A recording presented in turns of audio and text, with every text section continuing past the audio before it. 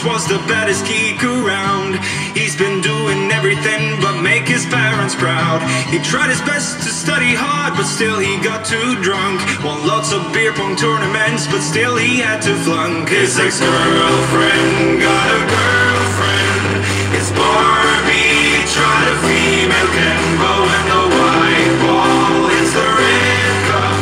He's the baddest fucker in the frat club.